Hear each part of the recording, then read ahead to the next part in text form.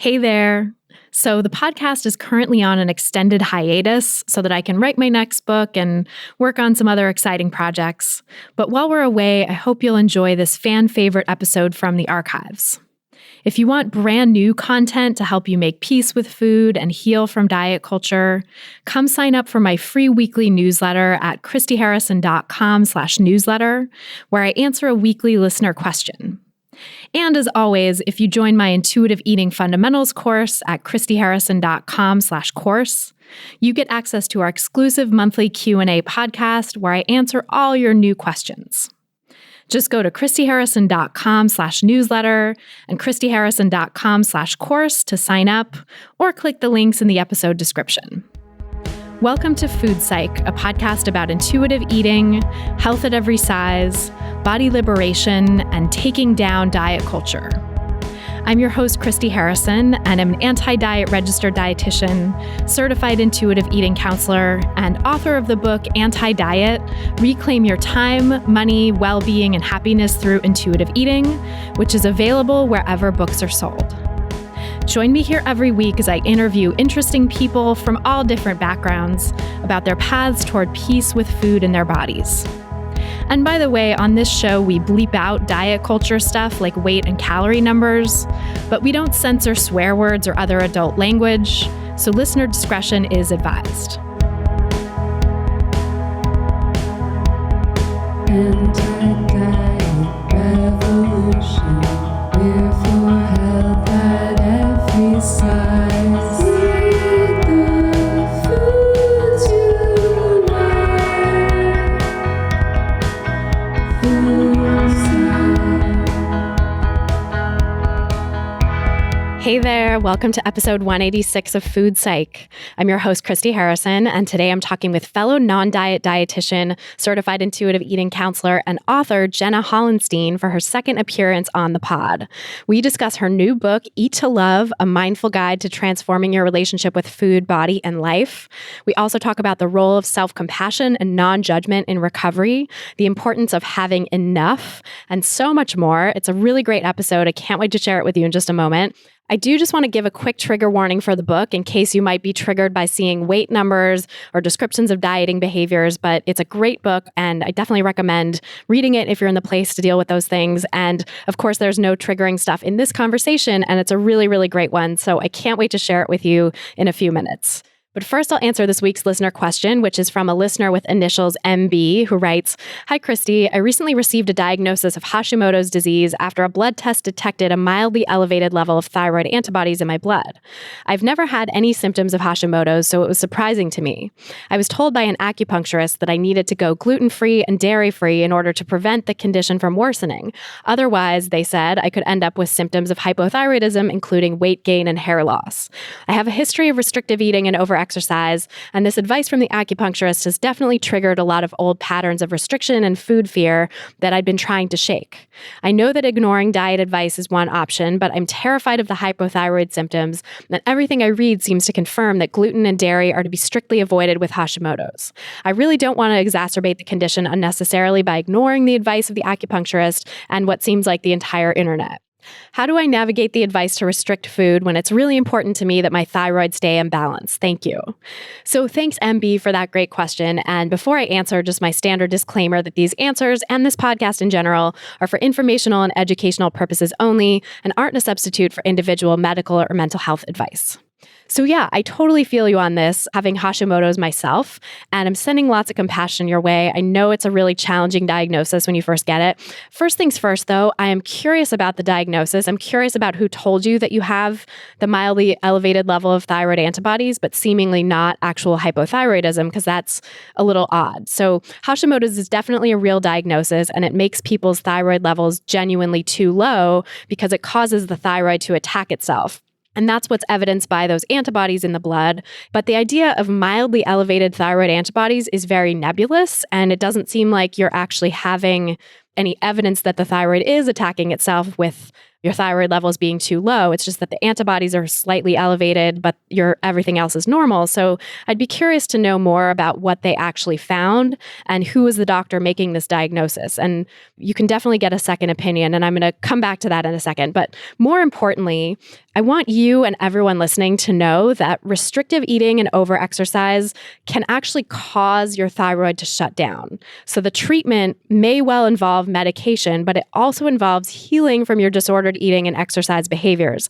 And like you said in your question, that healing is being put in jeopardy by these restrictive eating practices and recommendations. And so let's address those specifically, those recommendations from the acupuncturist. First of all, I would take anything that an acupuncturist says about nutrition with a huge grain of salt, because the vast majority of acupuncturists are not actually trained in evidence-based nutrition. And that's not across the board, right? There's probably some acupuncturists listening who are very pro health at every size. And in fact, I've had a few people write in and say that they're health at every size alternative medicine practitioners of various kinds. And that's awesome. It's great that we have those folks out there. But the alternative medicine world in general is very susceptible to the wellness diet, which is that sneaky new manifestation of diet culture that I'm always talking about, that pretends to be all about health and wellness, but is actually still a diet just by another name or going under another guise. And so again, that's not to say that all alternative medicine practitioners are like this, but a lot of people in that world tend to get very caught up in the wellness diet and ignore the evidence showing that disordered eating in and of itself is actually a cause of hormonal imbalances. And Western medicine also has plenty of practitioners that fall into that trap too, by the way. It's just important to keep that in mind whenever you go to see any practitioner, any Western medicine or alternative or integrative medicine practitioner. But especially I think in the alternative and integrative medicine world, there's a lot of that wellness diet stuff floating around. And that is especially true when it comes to hormonal conditions like thyroid or hypothalamic amenorrhea, period problems like we talked about a couple episodes ago. And so it's really important to just recognize that the wellness diet has its claws in the hormonal balance world at this point. And that's why you're seeing so much stuff on the internet being like, cut out these foods for thyroid or whatever. So I would really recommend getting a second opinion from an endocrinologist, which is a type of Western medical doctor or MD who specializes in hormonal conditions, and make sure that they're well versed in disordered eating and preferably also in health at every size. That is definitely hard to find. I think it's easier to find an endocrinologist who gets disordered eating to some extent than it is to find one who's really up on health at every size, because that's like the cool people, as I'm always saying, you all listening are the cool people who get it with health at every size, but not everyone does. It's still a sort of small camp at this point in terms of the healthcare field. But you can look up and see if there are any endocrinologists in your area who are specialized in health at every size, who've taken the Health at Every Size pledge. And you can do that at hayescommunity.org. That's HAES community.org. And then the other really important piece of this is you'll want to work to heal your relationship with food and stop the restrictive eating behaviors, because good news, there is no good evidence that cutting out gluten or dairy is necessary for thyroid health. So I've been watching all the scientific research on this for years, because not only do I have a personal interest in this as someone who has Hashimoto's, but I also have countless clients and online course participants and listeners who worry about this stuff because of what they hear in diet culture. So good news is that there has never been any sound scientific evidence to indicate that cutting out gluten or dairy is beneficial for the general population of people with thyroid conditions, including Hashimoto's. The recommendations to cut out foods are part of the wellness diet, which again is diet culture's new disguise for the 21st century. And the way that these recommendations seem to have gotten so popular is because supposed health gurus who are really popular on social media and the internet have zero medical credentials or training or zero scientific evidence behind them are just making things up out of thin air. So it's people like the medical medium who claims to channel spirits to diagnose people's conditions and is in no way, shape, or form a medical practitioner or doctor or even alternative medicine practitioner, nothing. Gwyneth Paltrow and her whole team at Goop, also no scientific evidence behind them. And Gwyneth Paltrow, right, is an actress. That's her claim to fame. And there's all these Instagram influencers that are doing the same thing without any good evidence or documentation or training behind them. It's just what they think works for them, and they're spouting off about it online. And so that's why the whole internet seems to be saying this. And I think if you Google stuff like Hashimoto's diet, that's probably what comes up because that's what's popular and that's what gets picked up, right? But these recommendations to cut out gluten and dairy do not have any good scientific evidence behind them.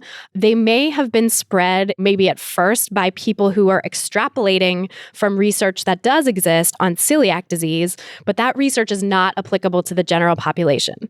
So to date, there is no good scientific evidence that being on a specific diet is necessary or helpful for Hashimoto's or really any autoimmune conditions other than celiac disease. And celiac disease affects up to 1% of the general population, so it's very rare. And it's a formal diagnosis that needs to be diagnosed by a licensed medical practitioner through standard blood tests and oftentimes an intestinal biopsy. It's not something you can self-diagnose or diagnose through so-called gluten intolerance tests that you find online and stuff, or through some alternative medicine practitioners. A couple weeks ago on the podcast, I talked with Catherine Zavodny about some of these quacky practices that are unfortunately still going on in the alternative medicine world, like applied kinesiology and all of these other things. So check out that episode if you want to hear more about that and sort of hear our unpacking of the issues with those tests. But basically, celiac disease is a real, well-defined clinical condition, unlike so-called gluten intolerance, which is very controversial, poorly defined, and doesn't have an actual standard diagnostic test or procedure to diagnose it. So there is research, though, on people who have both celiac disease, which again, rare disease, and Hashimoto's, and these are both autoimmune diseases, showing that for those people, being on a gluten-free diet helps reduce their Hashimoto's symptoms. But again, this is in people who already have celiac disease, and it makes total sense that they would see improvement in their other health conditions from being gluten-free, because in people with celiac disease, gluten causes general problems for their system since they were born with a gene that makes their bodies essentially attack themselves in the presence of gluten. That's for celiac disease only, right? That's, again, a rare condition and it's clinically well-defined. So if you get tested for celiac disease by a good medical doctor using today's validated testing methods, including the genetic test, and the doctor says you don't have celiac disease, then trust that you don't have it. But some of the diet gurus that I've seen making claims about avoiding gluten for managing thyroid conditions and other autoimmune conditions are basing it on this data from people who have celiac disease. And that just isn't applicable to the general population, as any good public health professional or scientific researcher or anyone with any sort of science background can tell you. So now, with regard to dairy, there's also no research indicating that cutting it out has any benefit for thyroid conditions. And in fact, dairy products are an important source of iodine, which is a mineral that's essential for good thyroid function. So if anything, cutting out dairy could actually make your thyroid problems worse.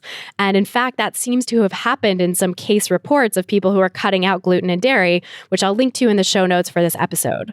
These people were also not eating regular commercially produced wheat bread, which is another significant source of iodine. And so the takeaway from that is some of these dietary restrictions that people recommend for things like Hashimoto's thyroiditis can actually have unintended physical consequences that are exactly the opposite of what they purport to do. Cutting out gluten and dairy is supposed to help your Hashimoto's, but it actually can make them worse. There's actually clinical evidence that it has for people.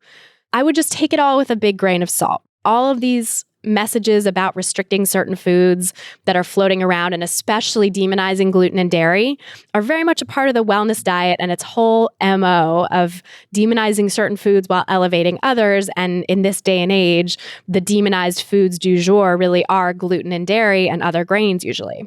So I personally will share that I manage my Hashimoto's by taking Synthroid, or actually the generic version of it, which is called levothyroxine. It's a lot cheaper than the brand name and it works just as well. And I get my thyroid levels checked as often as my doctor recommends, usually every 3 to 6 months. I go to regular doctor's appointments. I get periodic sonograms to make sure my thyroid gland is still okay. And all of this is done with an endocrinologist. Again, that's a type of medical doctor who specializes in hormone health. And I've had Hashimoto's now for about 16 years, and I don't do anything food-wise to manage it because, again, there is no scientific evidence that you need to do anything food-wise to manage it. But when I was still in my eating disorder in the early days of recovery, I did keep thinking that cutting out food groups was going to help me. And I kept trying cutting out gluten and dairy, but it never helped. And that was before this big trend towards cutting out gluten and dairy was happening. It was like at the beginning of the trend in like 2003, 2004. And it never made a lick of difference. And now that trend has just taken over and gotten so many people roped into needlessly cutting out gluten and dairy in the hopes that it's going to help their thyroid health. And actually, it's putting their health at greater risk. Because again, disordered eating is a huge risk factor for thyroid conditions, for thyroid abnormalities. And there's good evidence showing that people with eating disorders, people with restriction, in particular restrictive type eating disorders, are harming their thyroid health. And so, today I know all this, right? Today I know that being obsessed with gluten was just another manifestation of my disordered eating, and that every time I tried cutting it out, it set me back in my recovery, which also didn't help the Hashimoto's because restrictive eating, again, can really worsen thyroid symptoms. But today, not only am I fully recovered from disordered eating, but I'm also not having Hashimoto's symptoms anymore. And that has everything to do with taking my medication and also like the privilege of having healthcare to be able to afford that, right? To be able to afford to go to regular doctor visits. That is a huge privilege in and of itself, especially in the United States where it's really expensive to have healthcare. That's a huge piece of it, is managing the condition, continuing to get the adequate kind of care that I need, and also not being a restrictive eater, because now I eat gluten and dairy multiple times a day, every day, and have been doing that for years. And it's not harmed my thyroid health in any way. And in fact, my overall health is so much better than it was when I was obsessing over gluten and dairy and restricting my food in other ways. And that was really the onset and likely the trigger of my Hashimoto's.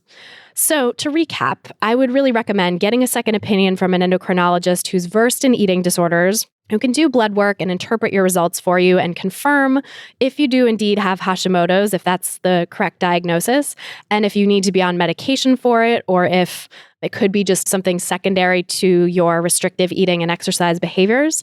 Hashimoto's also has a large genetic component, and so it's possible that you're going to end up developing the hypothyroid symptoms eventually, but potentially if you catch it early enough and start taking medication that suppresses your body's natural thyroid function or basically replaces it, then you don't end up attacking your thyroid as much. So the endocrinologist can talk to you about that and make some recommendations on that regard. And if you do have it, remember that there's no scientific evidence to support cutting out gluten or dairy, and doing that is much more likely to exacerbate your disordered eating and worsen your thyroid symptoms than it is to help in any way. And by the way, if there's any science-minded folks out there who want to check this out for themselves, just do a PubMed search on Hashimoto's and gluten, autoimmune conditions and gluten, and you'll see what I mean, that all the published research really comes from populations that have celiac disease already. There was one small study that found in self-reported people with, I think it was Hashimoto's, who put themselves on a gluten-free diet and didn't have celiac disease. They had some self-reported improvements in symptoms, but that can't really be taken as solid scientific evidence to guide any sort of choices because it was a very small study and it was also based on self-report. And we know that people are living in the world, right? People are influenced by what they hear about gluten in this world that is so anti-gluten these days. And so, as I talked about with Alan Levinovitz in episode 94 of the podcast, there's this thing called the nocebo effect, where when people believe something's going to make them feel worse, it does. And it's not because of the food itself. It's because of this nocebo effect, which is the opposite of the placebo effect. Placebo effect is you think something's going to make you feel better, so it does, even though the thing is actually inert and not helping you at all. And the nocebo effect is you think something's going to make you feel worse, and it does, even though the thing is not actually harming you.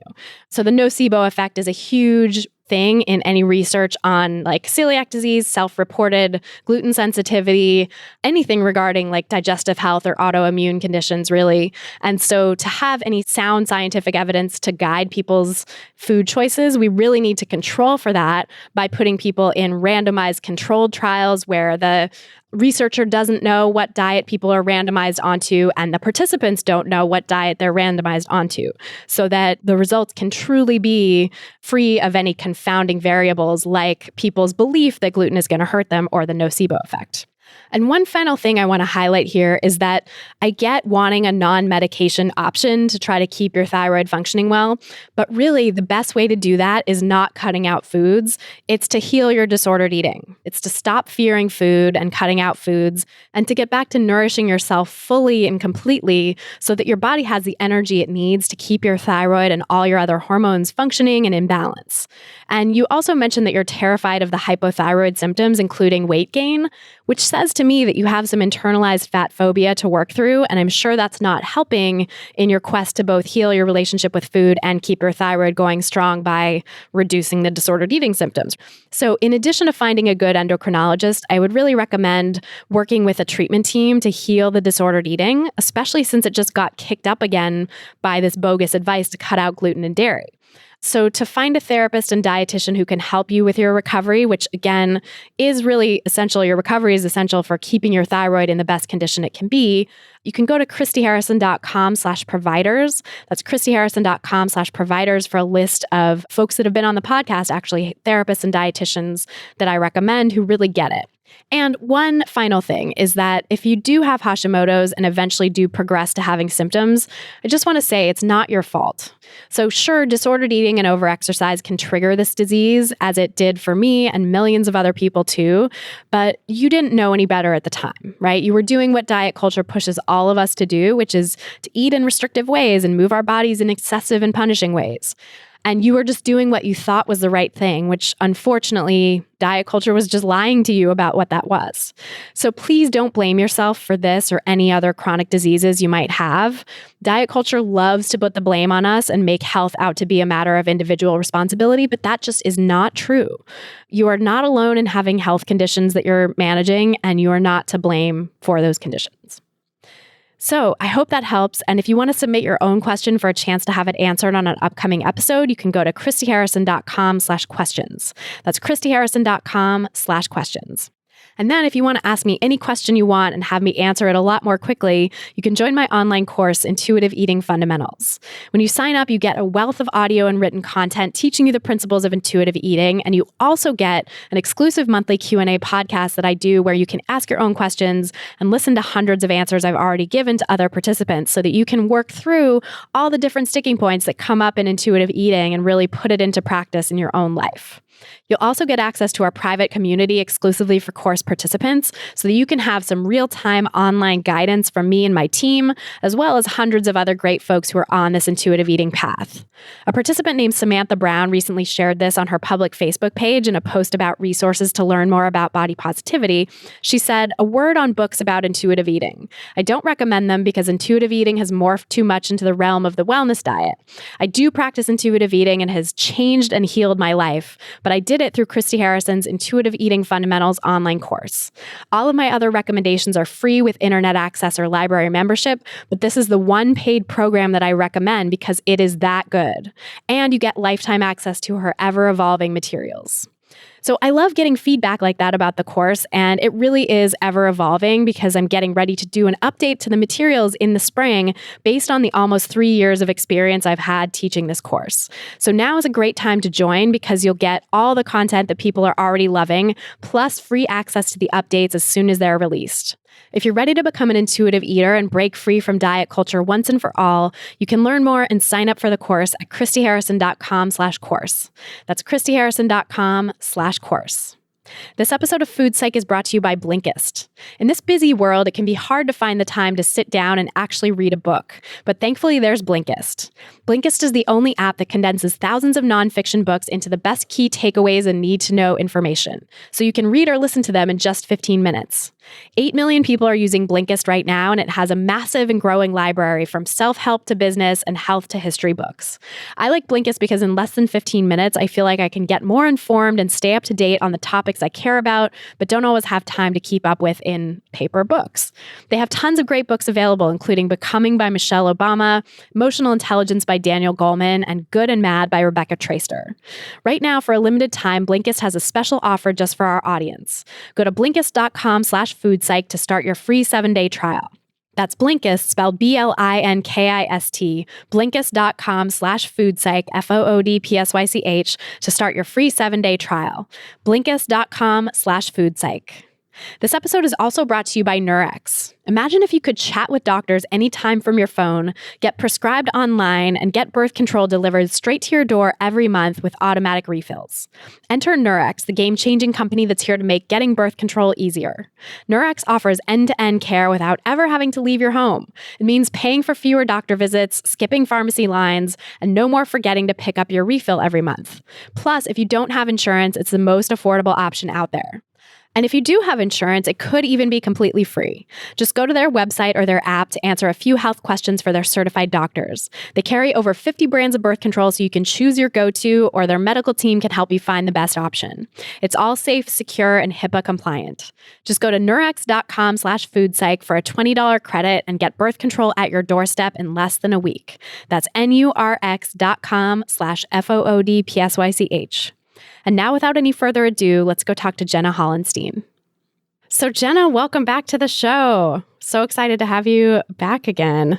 I'm happy to be here. Yeah. So last time we talked was the summer of 2017. We posted your episode, which was episode 116, your first episode with us on August 7th, 2017. So like a year and a half ago by the time this comes out. So tell us what you've been up to since then. I know you wrote a book and all kinds of other exciting developments in your life. So catch us up. Yeah, I think I was deep in writing the first draft of the book at that time. And then so I wrote the first draft, sent it to my editor, and then we changed everything. Oh, yes. That was a lovely practice of non-attachment, just kind of, letting go of the preciousness of how I had phrased different things and like really reimagining it. It was just such an interesting process of learning, writing that book, because it was very much based on a hunch that I had that some of the Buddhist practices and teachings that I had been studying had like really solid relevance in working with food and body. But it really wasn't until I started writing it out that I started to discover just how complementary these things were. It surprised me. And at the same time, I've been raising my son, who's now 3.5. And, the learning curve is so steep, it's almost vertical. So between, writing the book, raising this child, which is just a new level of vulnerability that I have never experienced before. It's like a limb has been separated from my body and is like walking around the earth independently of me. And it's funny because since I finished the book, the learning has continued in this very steep way. I feel like if I actually sat down and write it today, it would be a completely different book. Just more and more of the applicability of Buddhist meditation and practices to our everyday lives, so much of which have to do with food and body. And it's interesting that you say your relationship with your son sort of has informed how you think about that stuff and the practice of everyday life with a kid.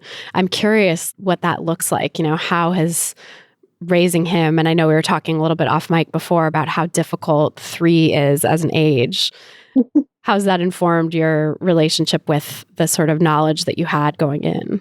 Yeah, it has really informed the writing of the book and my understanding of the chronology of how our relationship with food and body develops over time. Just watching him self-regulate in terms of, when he was just breastfeeding, like he was completely capable of knowing when he was hungry and when he had had enough. And gradually, as more and more things were introduced, he was very clear on what he liked and what he didn't. This was just such an important reminder for me that we are literally born with this potential, with this ability, and that any efforts to mess with it go wildly wrong. You mentioned that he's now 3.5, and I have a new understanding of the word three-nager, because I feel like I'm getting a glimpse of what I will be living with 10 years from now when, first of all, I see myself coming back at me. My gestures, my words, my intonations, everything is just coming back at me with a vengeance as he kind of parrots it back in a terrible way. And there's a force because he is an individual. He is a human being with his own ideas and his own personality. And so, my job is to help him become himself. And certainly I serve a guiding role. And I see that in terms of like helping him be a good citizen and also helping him like continue to have a good relationship with food and his body. But really it's about like providing him with a foundation from which he can take the lead. But the strength of his autonomy is what surprised me on the one hand and didn't surprise me at all on the other, because how we relate to food early in life is like one of the first ways that we establish our autonomy. It's like the first ways we say to our mothers, like, this is me, you are not me. Like, I am a separate being and I have desires that are unrelated to you. And I have agency. And my reasoning is not always the same as yours. And so when I see people that I work with responding to the diet mentality and to restriction that is either self-imposed or even perceived from the outside with such vehemence and passion and anger and restlessness, I'm sort of reminded of this dynamic of what I'm observing in my child growing up, of his rightly taking his own seat, taking his own place in the world, in how he relates to food and how he relates to everything around him. Yeah, and rebelling against those strictures, it sounds like, too. Rebelling against any, for, in your son's case, just any rules, it sounds like, anything that you want to try to make him do.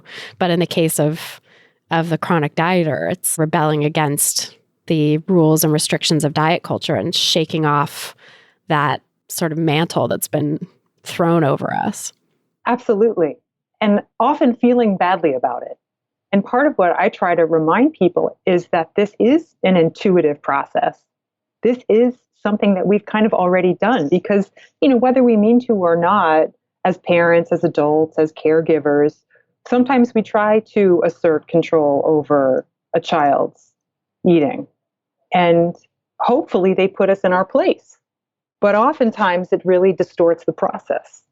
And so it's sort of like reliving history in a way when we are rebelling against the limitations placed on us, as if we can't trust our bodies, as if we can't rely on them to guide us toward what we need. Yeah, that's really powerful. And I think that's such an important step in the process. And as I'm always telling people, I see that too, that people feel badly about it. They feel bad about, oh my God, I'm out of control. I feel like I'm eating all these foods that were formerly forbidden and now I just can't stop. And it's like, I think just sort of placing that in a context is so helpful, like saying like, no, this is an important phase that you're going through. This is like a developmental stage, really, that you have to go through this in order to return to your own autonomy and get to the place where you can then eventually say like, yeah, I'm all set on like whatever that food was that I couldn't get enough of, and not from a place of diet culture tells me I should be done, but from the place of like, oh yeah, I literally feel in my body that I'm not wanting any more of that now and I can put it down. I totally agree. And I think that it's sort of like a data collection process, and we just have to collect enough data that we prove to ourselves that we have this capacity. And that if we don't let them, no one is going to intervene. Yeah. And I think that learning to trust that no one's going to intervene, I think is also a real process, especially for people who've been in diet culture for a long time and have had that voice in their head telling them in various ways. Maybe it's like an internalized parent's voice or the voice of peers that taunted them on the playground or whatever. It can go very deep, and kicking that voice out and starting to say like, no, I'm making my own decisions and that voice isn't going to come back and be in charge again. Takes a lot of building of trust. And I do think we need tools to work with it in an ongoing way.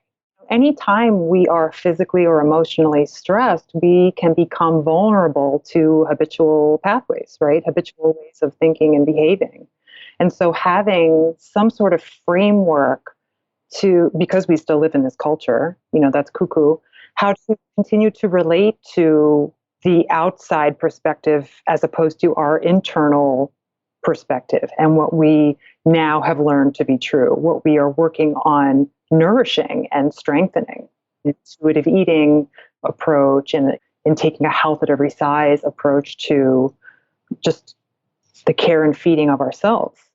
I think that's so important. And you're right that this culture is going to be giving us an onslaught. Diet culture, we all live in diet culture. It's going to continue bombarding us with its messages, and it's going to continue shape-shifting too into new sneaky forms that we have to be ever vigilant about, going forward. We don't know what it's going to look, now it looks like quote unquote wellness, and there's a lot of different manifestations of that, but there's new ones every year, there's new ones every month, and there's new, who knows what's going to come next after quote unquote wellness, right? So we just have to kind of continually be aware that that force is going to be out there and have resources and practices we can rely on to come back to, which I feel like comes back to your book then, because I'm curious to dig into what are the tools and resources and practices that you found to be helpful in your work and that you're sharing in this book, and how did that come about too? I'm curious to hear the story of, like you said, totally revamped the book in between kind of the last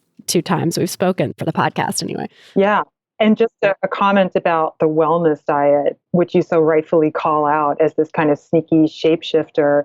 I just see them kind of co-opting whatever is trendy, but they're stealing the images or the individual words without really understanding the view.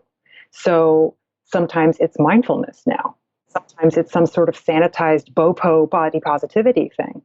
But we need the tools to be able to discern that fake approach to really valuing yourself and taking care of yourself from hollow, money-making, just the same old, same old.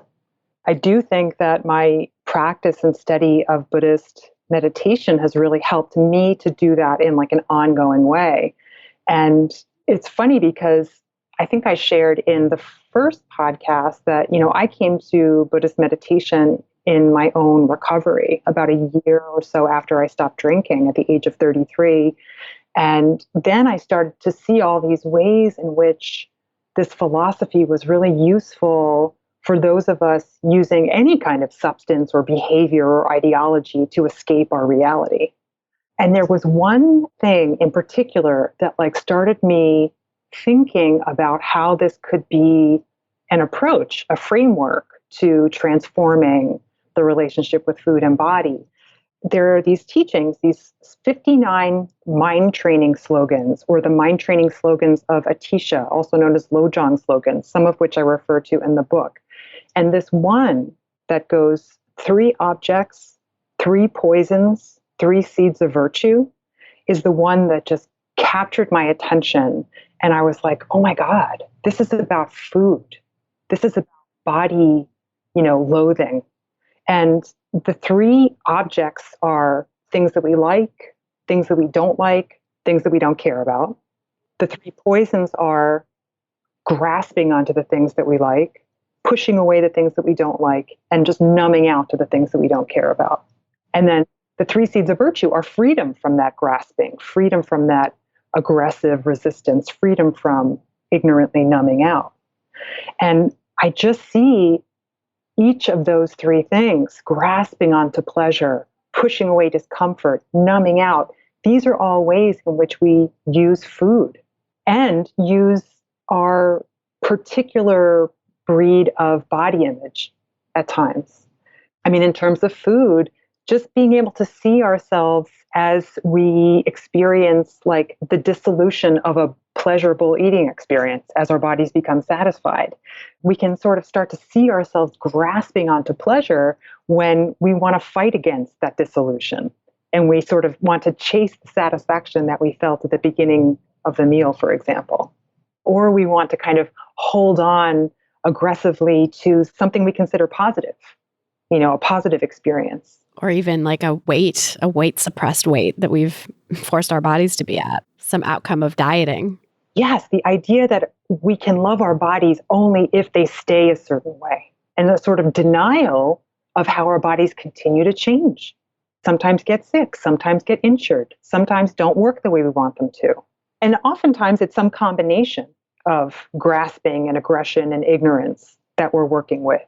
I can say in my own life, in working with the three poisons, aggression has been a major theme for me, sort of pushing away what I didn't want to feel. And in some ways that took the form of grasping onto the pleasure of eating or shopping or numbing out by drinking. You see how they can kind of overlap.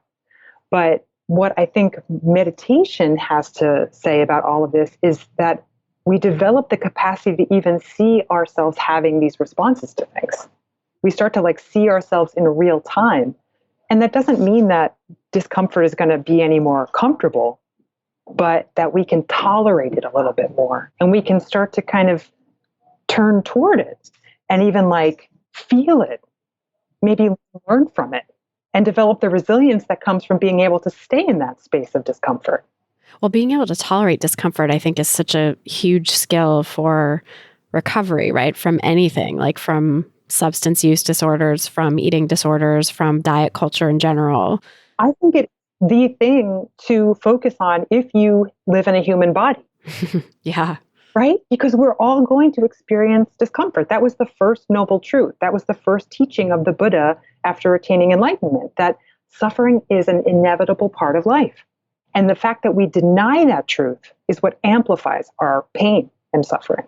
Yeah, that we're grasping on and we're pushing away and we're numbing out to the reality of what is. Yeah.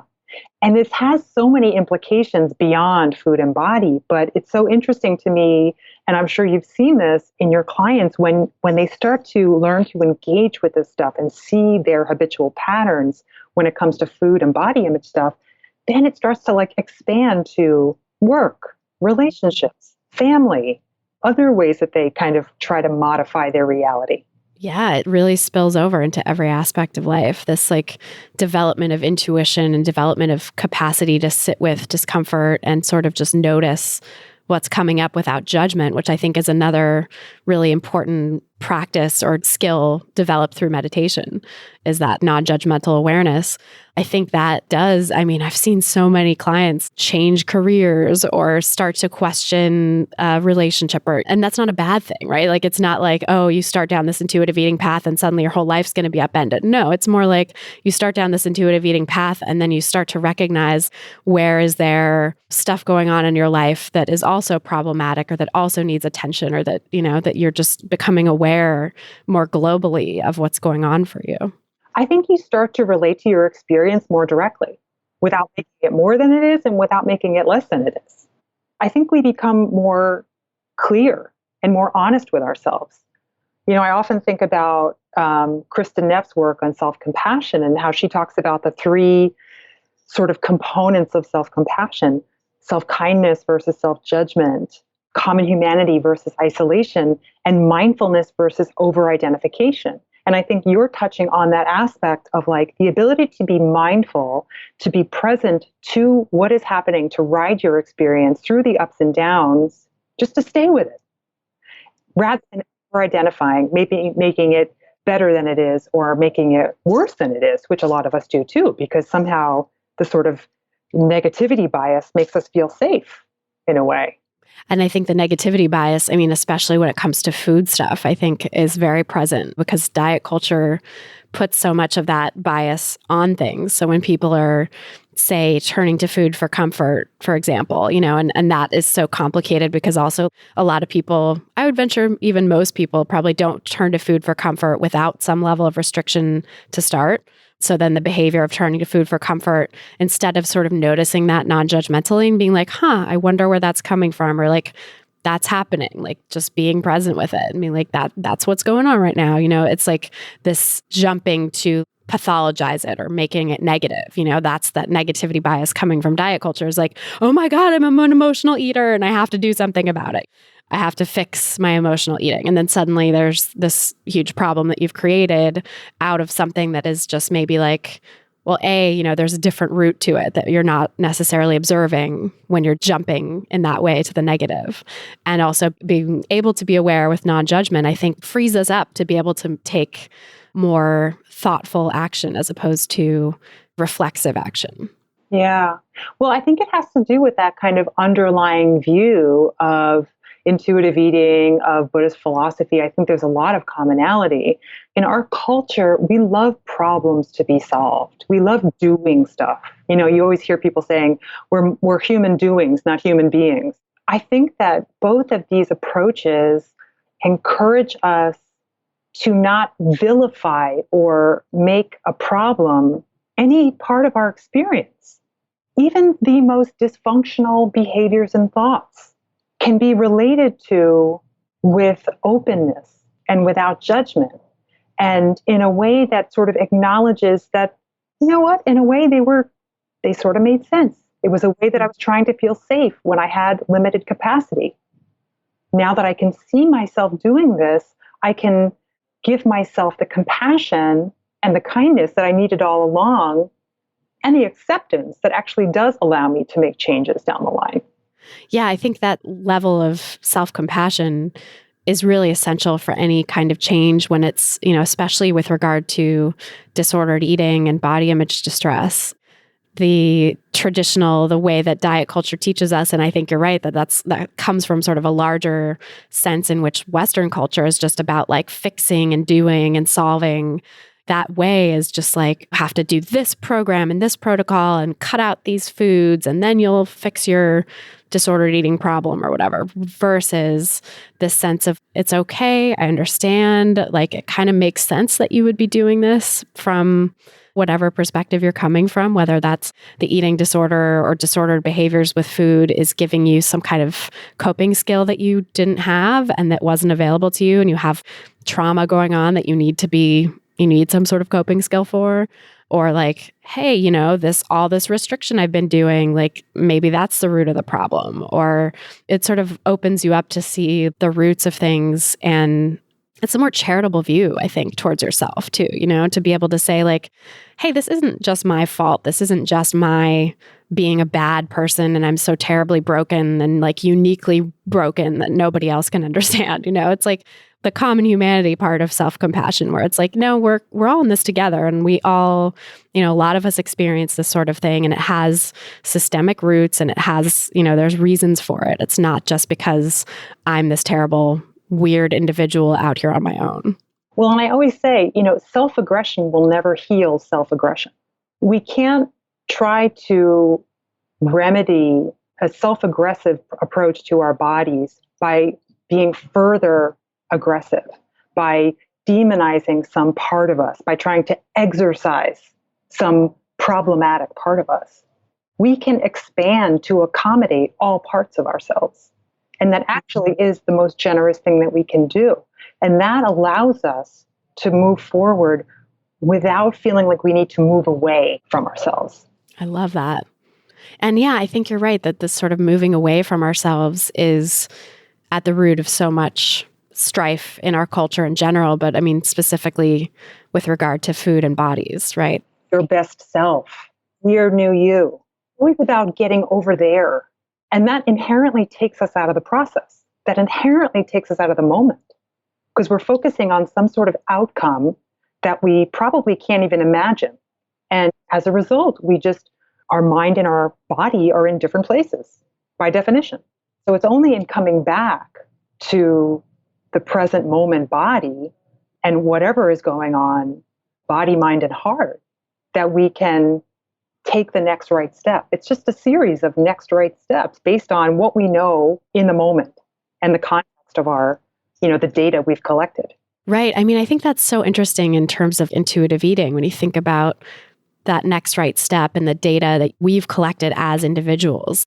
There's no one right way to eat. There's no one right prescription for everybody, because who am I to say that my next right step is going to be your next right step, is going to be the people listening's next right step? Like, that's just, no one can say that. It's impossible. So in a way, like there's this, I mean, you talk about this in the book too, that this is a spiritual process. Like, this diet culture is a spiritual problem, and intuitive eating is sort of a spiritual practice that is a solution to it, or that is a way out of it. It really is so deep when you think about it, that like what is the next right step for any human being? Like, no one can say that. No one can say what it is for you, but you have to find it out for yourself. And that's what intuitive eating really is kicking out the diet culture and all the beliefs that you've internalized that are telling you, no, it's this way, no, it's that way. This is your next right step, or you're only allowed to eat these things, and just getting rid of all that and like tuning back into yourself and giving yourself the space to decide what that next right step is, or find out what that next right step is. That's really the point, is to build the trust in order to allow yourself to drive the bus. I do think it's a spiritual problem, because when you dig down beneath layer upon layer of what this is built on, the diet culture, we all want to be loved, included, visible, safe, seen, desired.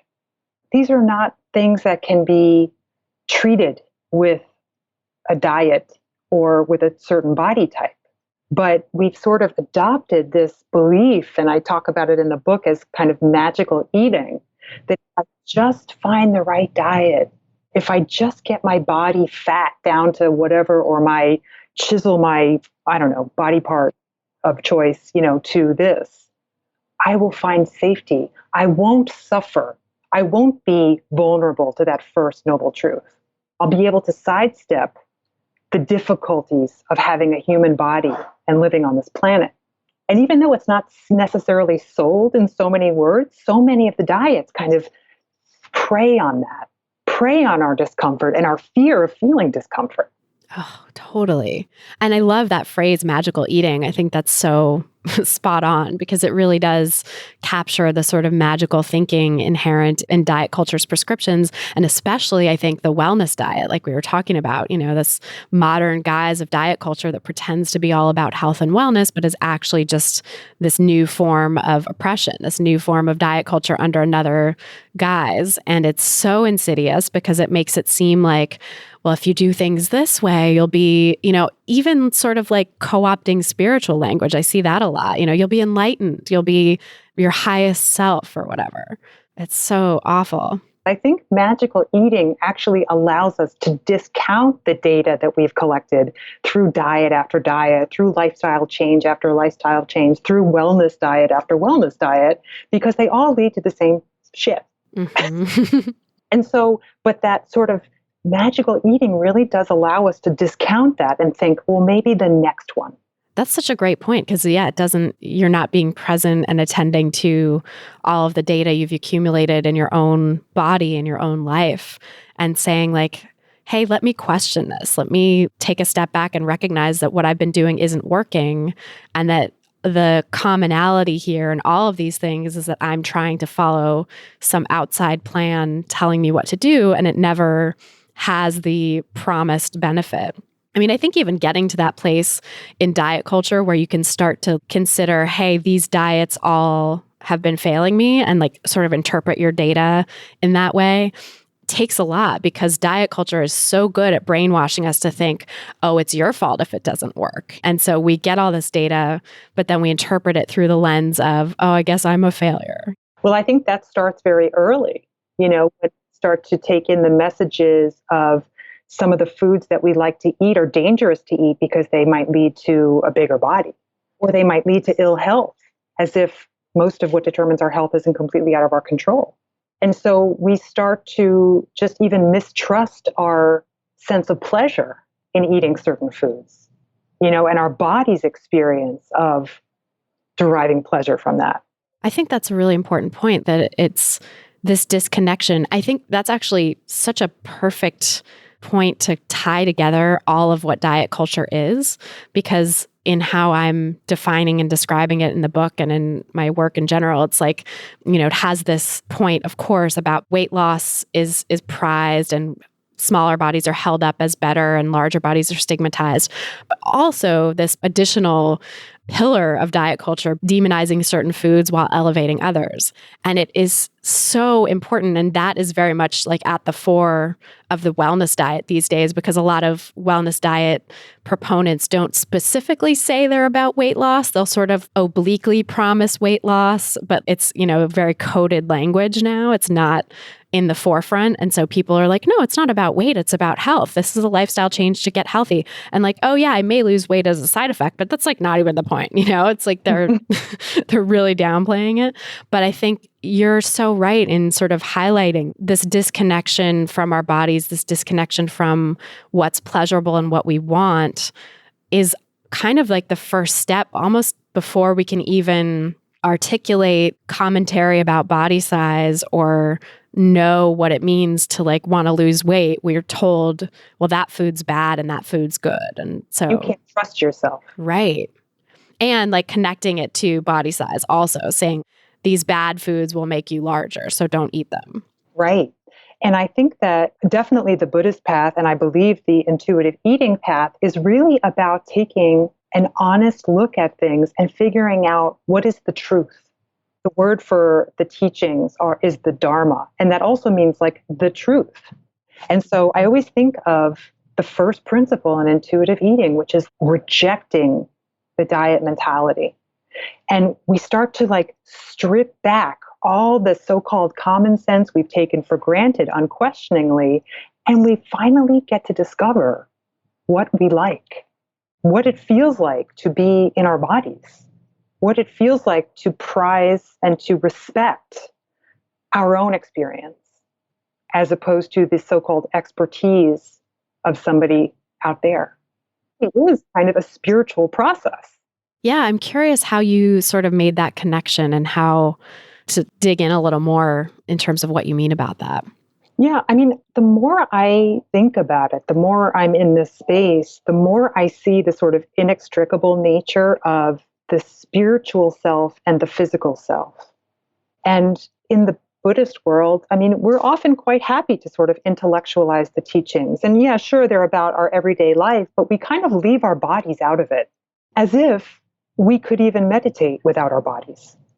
Our bodies are what allow us to interact, to feel, to sense, and to do anything. And then the other piece of it is that I started to realize the collective loss when we never realize our full potential because we're so busy making ourselves into self-improvement projects and feeling inadequate. Like I feel that I am currently losing, I have lost, I am losing out, and we will continue to lose out on the gifts of other people as long as we are oppressing anyone, as long as we are keeping anybody limited. That is beautiful. That's so well said. But in our little space of food and body, which is not a little space, right? It's really expansive. It really touches on everything. I started to think about like, what would everybody do with that mental real estate if it wasn't occupied by how can I be better, thinner, fitter, cleaner? What would we do? Would we make the world better? Would we attend to some of these kind of gaping wounds in the planet? I really think we would. I mean, I think it's shocking how many people I meet and connect with through the podcast and work with as clients, people that are so just like fascinating and full of interesting ideas and insights and talented and, just really cool, awesome people that are so caught up in this food and body stuff that they lose out on that, the ability to bring those gifts to the world. And we all lose out. Yep. And, I was struck by what Michelle Obama was saying when she was on her book tour for Becoming about how she sat at the most powerful tables in the world. And the people sitting around those tables are not that smart. The people running the world who have nary a micron of self-consciousness are not that smart. And yet here are these amazingly powerful women, a lot of women and men who are in some ways paralyzed by this feeling that they're not good enough because fill in the blank. Yeah, they're stopped from bringing those gifts to the world and running the world in a way that would be a lot more, I think the world would very much benefit and very much be healed by more of the kinds of people that I see in my practice, that I'm sure you see in your practice, having positions of power. And that involves becoming yourself, not anybody else. And it's interesting how I see from the outside so many of these folks that I interact with and work with and stuff as being so amazing and incredible. And like, I see those gifts just sort of emanating from them. But I think they don't see it themselves. And I know that for myself too, I had therapists that told me the same thing, that would be like reflecting back the goodness they saw in me. And I'm like, I just can't see it right now. Like, I don't get it. I don't get what you're talking about. And I think that's the saddest part of all, is that it takes us away from recognizing our own goodness, not even greatness, not even like our own capacity to really do awesome things and change the world, because it takes that away too. But it also just takes away our ability to see ourselves as like, yeah, you're okay. You're cool. Like, I like you. Well, and this is another piece of the Buddhist philosophy that I feel is so relevant here, because there is this concept, or this reality more like, is of a Buddha nature, or in the lineage that I study, it's called basic goodness, that we all have. And it's very much the antithesis of the kind of Judeo-Christian idea of original sin, in which we are born bad and need to earn goodness. The idea is that because we exist, we are good. We have inherent worthiness that we are born with and that we carry with us. The path is the process of realizing that. Waking up to our own goodness, right? Yeah. They often use those words, waking up. I studied a little bit of Buddhism in my sort of early recovery as well, and just learning about meditation. And one story that always really stuck with me is this idea, and I can't remember the exact context, but it was this idea that there was like a beautiful golden statue of the Buddha, I think, that then got buried in like mud and sand in order to protect it.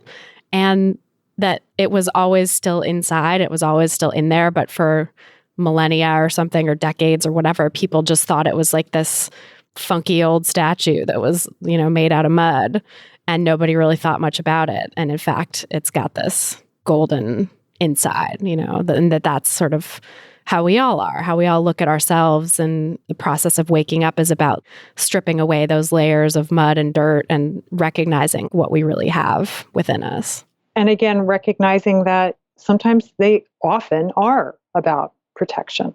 Because for some reason, our Western culture does not necessarily celebrate that level of self-confidence.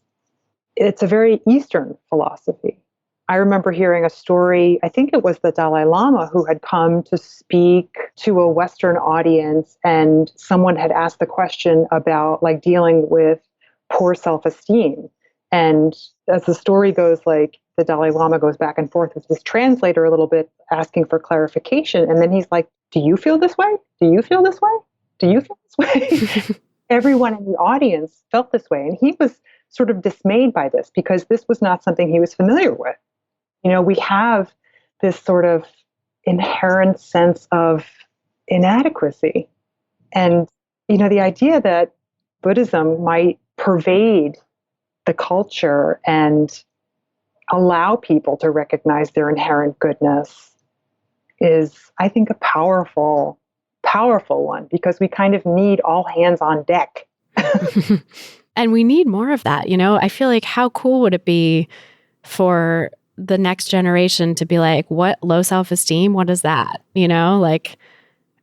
How cool would it be to not understand what that means? Because so many of us are just imprisoned by it for our entire lives. Well, it's even interesting to think of like the concept of self-esteem. Krista Neff talks about this in her self-compassion research too, because self-esteem may not be the right question, right? Even though most of the psychological research in the last several decades is focused on it, in order to have self-esteem, we need to be above average, and we need to be better than the other guy, and we need to be constantly achieving.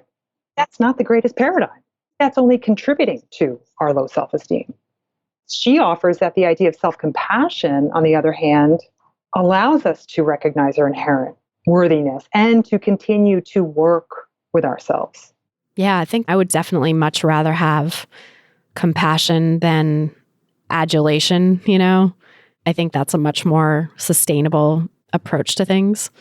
So I get, that makes a lot of sense. This idea of self-esteem as being because if we're basing our self-opinion on being better than other people or outside metrics, it goes back to, again, something outside ourselves that we're judging ourselves by and rules that we're following that aren't coming from within. Because I don't think when you really look within, that anyone's deepest desire without the conditioning of culture would be, oh, I want to be better than that person. I want to compete. I want to win. Yeah, I know. I think it's just I want to be accepted. I want to be loved. I want to be seen. Yeah, I want to be recognized for what I am and what I have, but not because I stepped on someone else to get here. Well, it's also mathematically impossible for us all to be above average. Totally. Yeah, that's not a winning game for the majority of us, really. And so, sometimes it's maybe we're asking the wrong questions. Maybe we need to look at this differently. And that's what I love about your book. I feel like you do ask different questions and plant seeds for people of a different way of looking at things that opens up not just people's relationships with food, but also their relationships with their bodies, their relationships with the people in their lives, their relationships with everything. I think sometimes I appreciate those words. Thank you, Christy. My heart swells when I hear that. All the years of toiling are worth it. But I think I love having a framework. I think my personality type loves to sort of have some sort of scaffolding with which to frame concepts. This is lifelong work. And sometimes we need something to sort of reinvigorate that process. And just having a new framework through that lens to view the relationship with food and body can awaken some freshness and help to see things in a new way.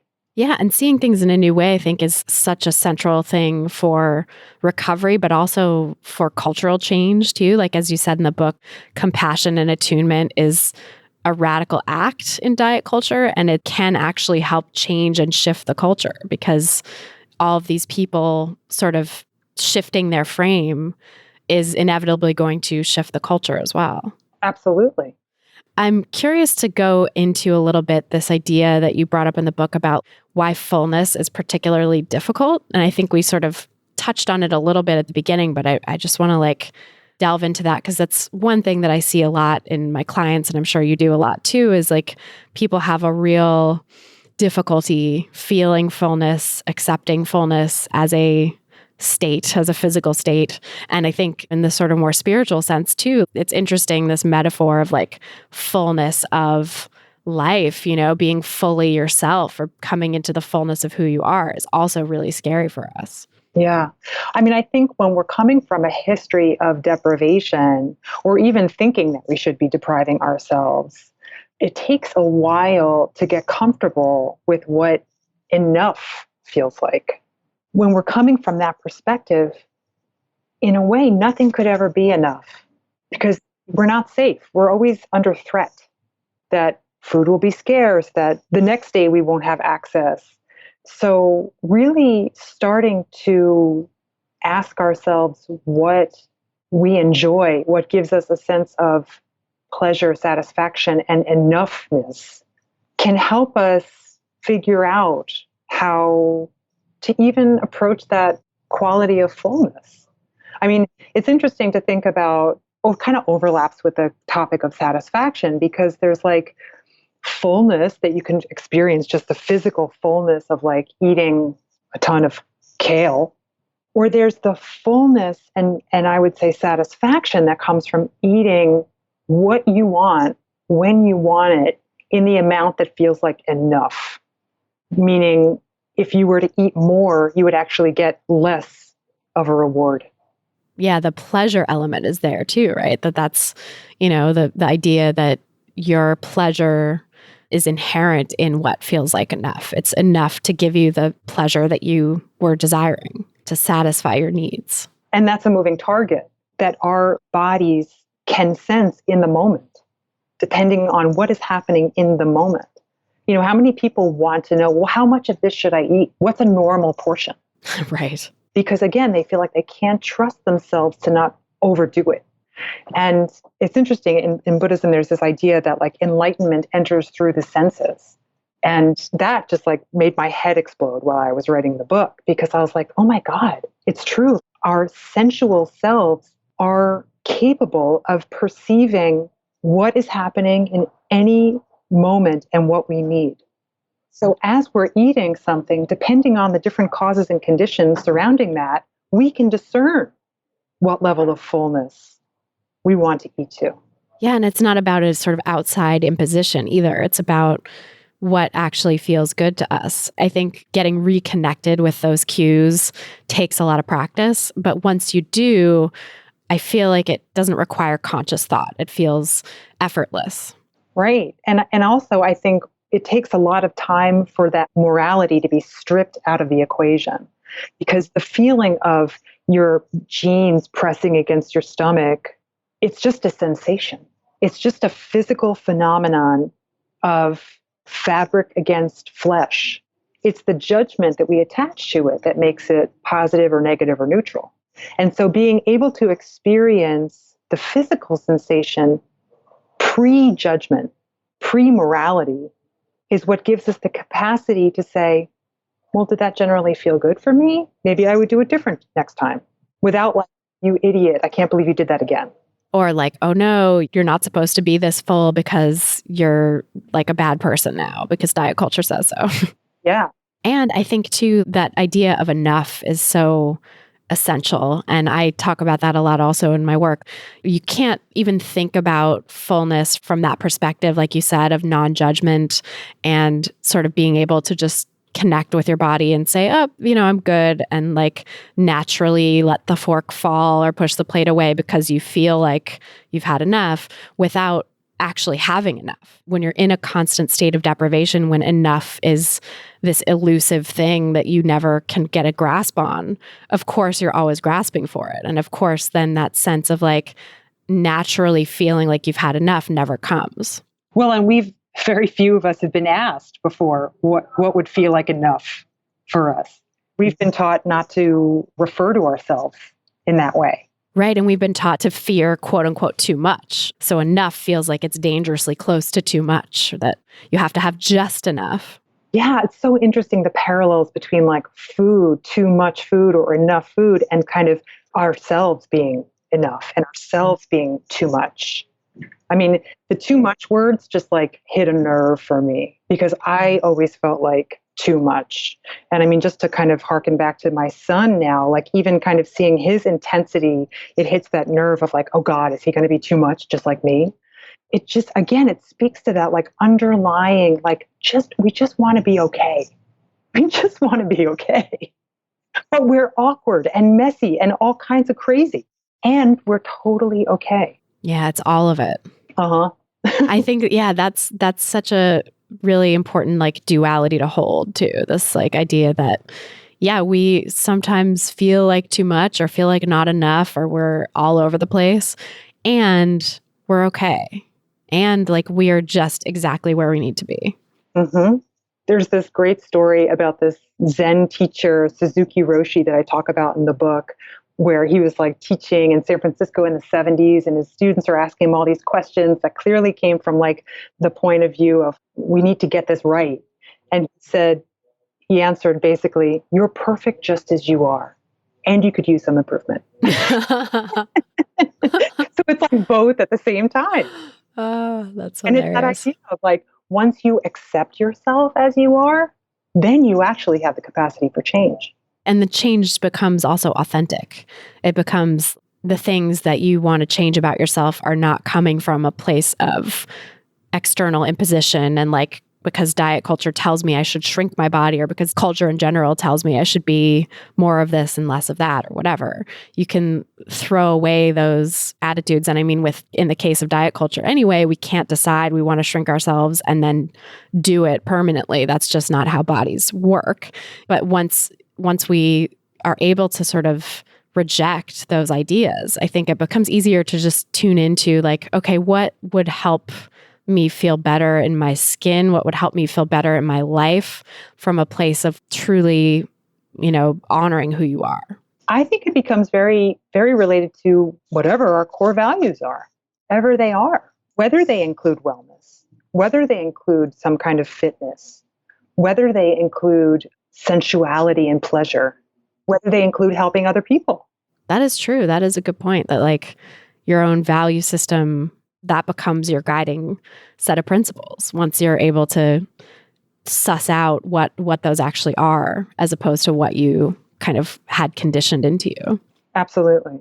It's that process of discovery that intuitive eating encourages, stripping away all that programming and just asking yourself questions sort of for the first time. I even see, this is sort of off topic, but I even see parallels between this process and like sexuality and sensuality. Questioning like, wait a second, I just sort of took a patriarchal paradigm of sexuality and put lipstick on it. What's that about? And I was talking about this with Evelyn Tribole, and she's like, oh yeah, we should do something called intuitive sexuality. Yes. Oh my God. But like, it's the same sort of questions of stripping away our programming, much of which we comply with just because we want to feel okay and safe and included, but really starting to ask ourselves questions we've never asked before. What feels good to me? What do I like? What feels right? And that's interesting, I think, going back to this idea of feeling like you have enough to start, or feeling like you're safe, feeling like you have your basic needs met. Like we have to have those things first before we can even start to say like, okay, what do I actually like? What actually feels good? Because I think like with sexual trauma, I think a lot of us, some of the reasons that we sort of fall into these patriarchal ways of relating is that it's safe, right? It keeps us safe, or has kept us safe maybe in the past, or has kept our ancestors safe. And we know this. We like live in a culture where we see people being policed for not doing things the patriarchal way in the bedroom, or in regard to eating or food, or your body, how you move your body, right? All of it. And so we feel like we have to do it this way. And so, yeah, this sort of sense of like, do I really want to do this? Is this something that feels good to me? Or is there something else that would feel better? I think those questions can't even really be asked until you feel like I can actually step outside of the oppressive system that has conditioned me and still feel safe and still feel okay. Like still have the resources to be safe and meet my needs and not get into trouble, basically, especially with regard to sex, like having a partner who's safe to ask those things of, right? Who's open to talking about those things with, or with regard to food, having enough food to eat in general, right? Not being food insecure, and having the money to afford the things that you do like, so that you then can ask yourself the question, what do I like? Yeah, I often kind of refer back to Maslow's hierarchy of needs. We cannot think about further questions if we don't have our basic human needs met. Yeah, I think it's so helpful, that hierarchy, because it really, I think a lot about the law of attraction, which is so popular right now in wellness spaces, and how problematic that is in so many ways, because I think it doesn't account for this hierarchy of needs, and maybe the law of attraction can work if you're at the top of the hierarchy of needs, where you're like all the needs are met and you're sort of getting to the point of like really getting granular on what you want. But for everyone else, for anyone and of course we all sort of cycle through that hierarchy of needs at different points in our lives too. So like you can never fully just rely on something like the law of attraction to get you what you want in life, because if you don't have enough food, thinking that you want, $7 million in your bank account probably isn't going to bring it in. You got to like focus on just getting those basic needs met. I saw a great post on Instagram. It said, maybe you manifested it. Maybe it was your white privilege. Yes. Yes. Oh, so true. I know when this comes out, the episode that will have aired probably like 3 weeks ago or something by this point. But as we're recording this, I think it was recent. We talked about born on third and think they hit a triple phenomenon, where in that episode, it was with Catherine Zavodny, and it was with regard to health and wellness professionals who have always been in a thin body and are talking about the quote unquote obesity epidemic. And, with all of this privilege that they're not acknowledging, but as if we didn't help create it by creating this culture of fear and restriction. Exactly. As if the solution was just like, eat like me and move like me and you'll look like me, which is just ridiculous. Or like my friend Susan says about any like self-help book with somebody on the cover, it's like, I'm just like you, only better. Totally. Oh, it's so insidious, that marketing. I know. That's why I don't want to be on the cover of any of my books, if I can help it.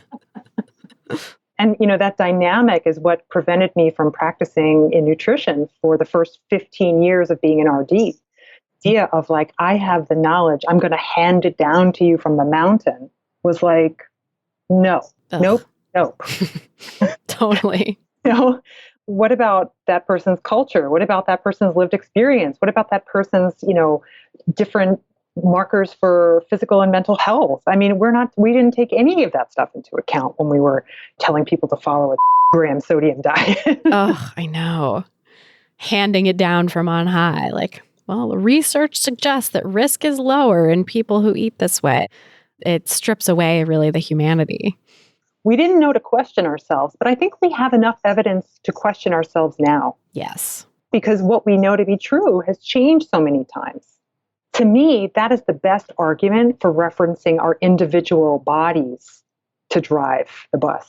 That's interesting. I wonder if that's part of why intuitive eating is starting to have sort of a resurgence now. I hope. I really feel like it is. I think, and I don't think it's a trend. I think it's a necessary response, like you said, to all of this diet culture, to these century and a half now of diet culture. And yeah, I think it's interesting, the responses, because I feel like the low fat craze of the like 60s through 90s, and then the backlash of like low carb from the 90s to now basically has confused a lot of people. I remember being very confused by it too and feeling like I had whiplash. Like, okay, this thing that we thought was good was now bad, and this thing we thought was bad was now good. And like, what's happening? And nutrition science seems totally weird if that's the case, like what are nutritionists even doing? Well, and also we're looking for safety and security and certainty. We do not like uncertainty. We're very uncomfortable with it. We want to know what we know. And again and again and again, it's been proven that there is no ground. These things are constantly changing. And part of what's crazy about nutrition science is that there are just so many individual things to control for. It's extremely difficult to figure out what is true.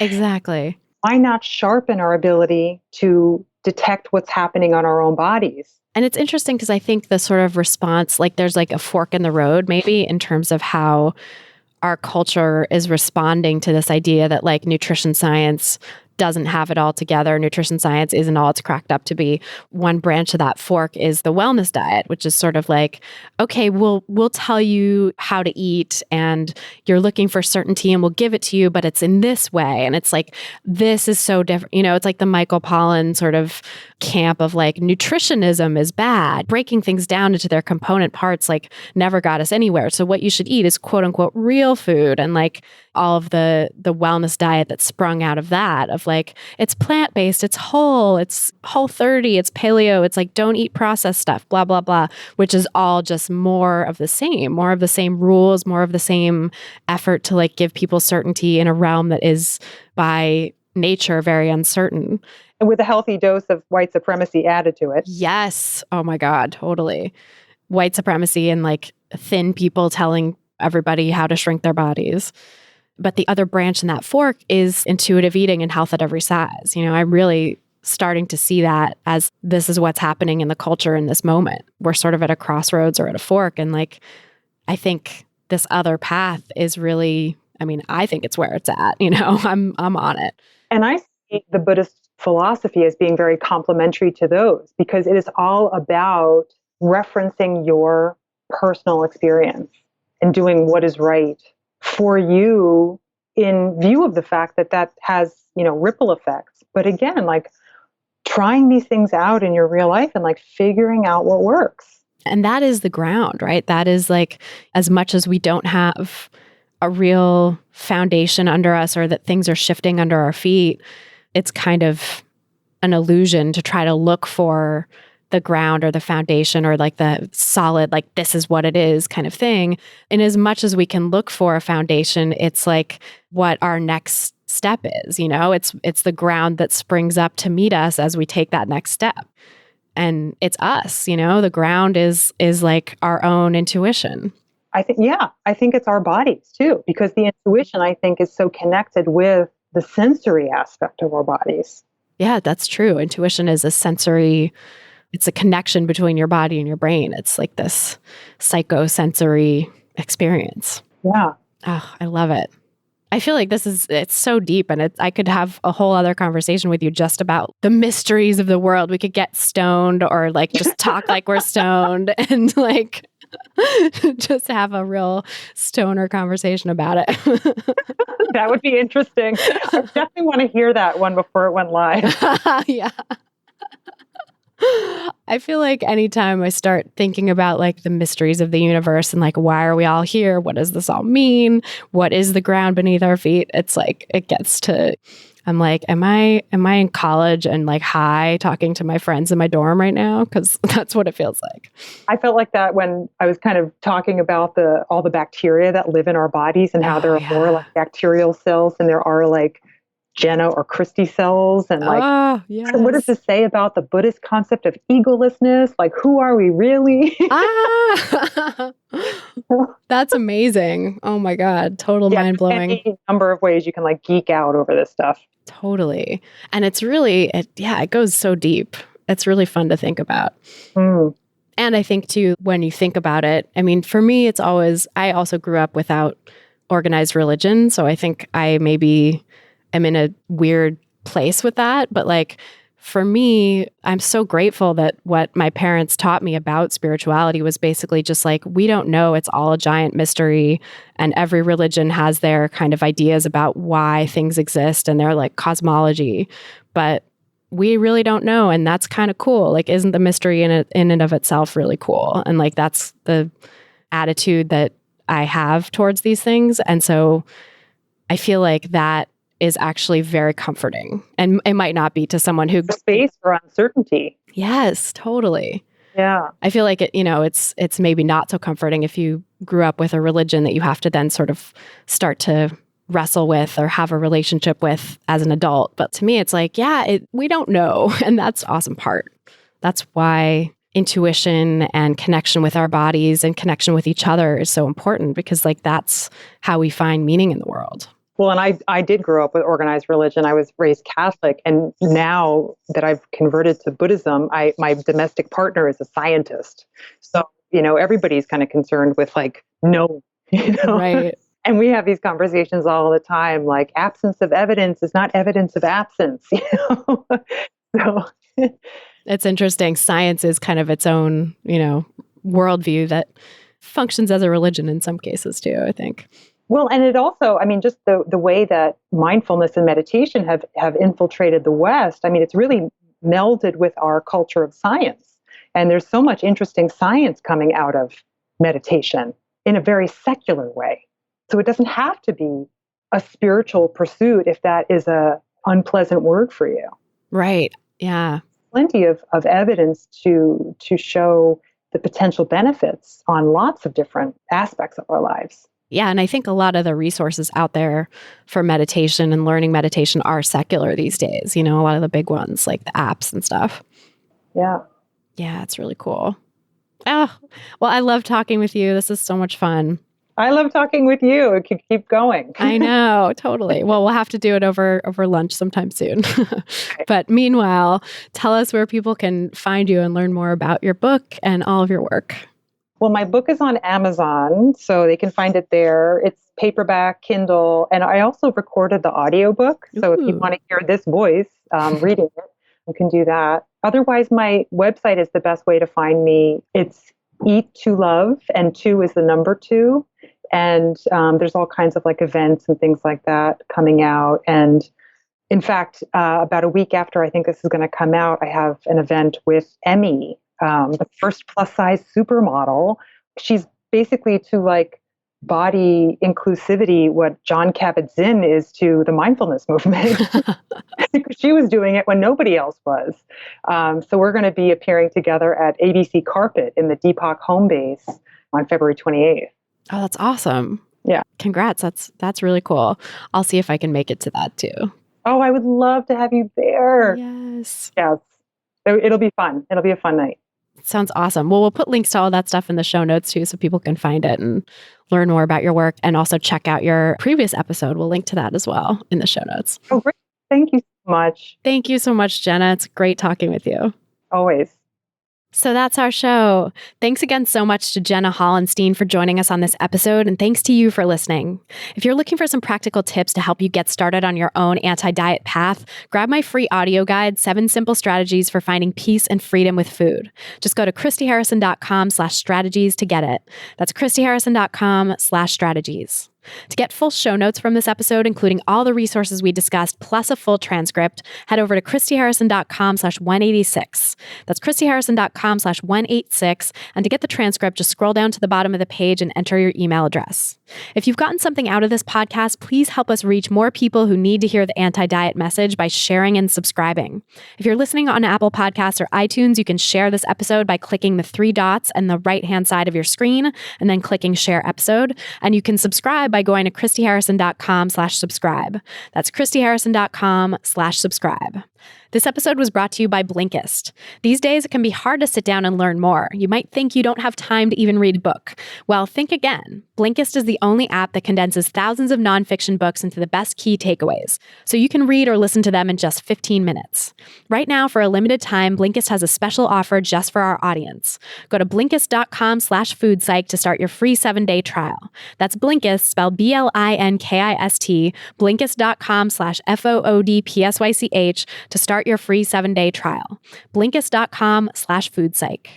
A big thanks to our editor and engineer, Mike Lalonde, and to my Food Psych programs team, including our community and content associate, Vinci Chue, our administrative assistant, Julianne Watasik, and our transcript assistant, Kiara McClellan, for helping me out with all the moving parts that go into producing this show every week.